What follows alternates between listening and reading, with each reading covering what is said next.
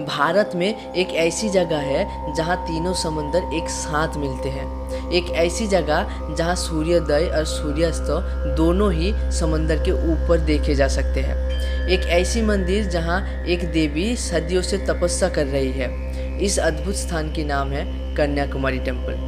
लेकिन इस जगह की कहानी सिर्फ प्रकृति की नहीं बल्कि भक्ति, प्रेम और अधूरी प्रतीक्षा की कहानी है। ये जगह स्थित है भारत के दक्षिण चरों पर कन्याकुमारी में। यहाँ 3 महान समंदर भी मिलते हैं, बे ऑफ बंगाल, अरेबियन सी और इंडियन ओशियन, और इसीलिए इस जगह को त्रिवेणी संगम ऑफ सी भी कहा जाता है। इस मंदिर में पूजा की जाती है देवी कन्याकुमारी की। ये देवी माता पार्वती की कुमारी रूप मानी जाती है। कहा जाता है कि वो भगवान शिव को विवाह करने के लिए यहाँ तपस्या कर रही थी। पौराणिक कथा के अनुसार देवी कन्याकुमारी और भगवान शिव जी की शादी तय हुई थी, लेकिन देवताओं को डर था कि अगर ये शादी हो गई तो देवी कुमारी नहीं रहेंगी और बनासुरा को कोई नहीं मार पाएंगे, क्योंकि राक्षस बनासुरा के ऊपर एक वरदान था कि उन्हें केवल एक कुमारी कन्या ही मार सकती है या वध कर सकती है। इसीलिए नारद मुनि की योजना के अनुसार भगवान शिव जी ने शादी के मंडप तक समय पर पहुंच नहीं पाए और देवी कन्याकुमारी और भगवान शिव जी की शादी टूट गई और देवी हमेशा के लिए कुमारी बन गई। कहा जाता है देवी आज भी भगवान शिव की प्रतीक्षा कर रही है। मंदिर के अंदर देवी की मूर्ति एक युवा कन्या के रूप में है।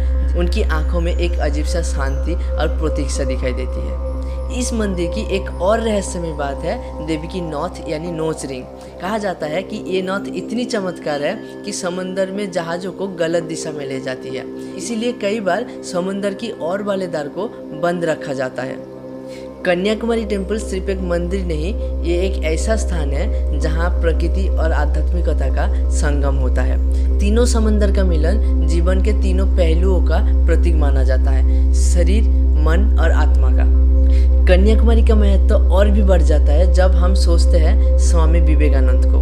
कहा जाता है उन्होंने समंदर के बीच स्थित विवेकानंद रॉक मेमोरियल पर ध्यान लगाया था और वहाँ से उन्हें अपने जीवन का उद्देश्य भी समझ आया था। कन्याकुमारी भारत के कुछ चुनिंदा जगहों में से एक माना जाता है जहां आप समंदर के ऊपर सूर्योदय और समंदर के ऊपर सूर्यास्त दोनों ही देख सकते हैं, और ये दृश्य हर यात्री के लिए एक अविस्मरणीय अनुभव बन जाता है। समंदर के बीच एक विशाल प्रतिमा भी स्थित है, थिरुवल्लुवर स्टैचू। ये महान तमिल कवि थिरुवल्लुवर को समर्पित है। ये प्रतिमा ज्ञान और संस्कृति का प्रतीक है।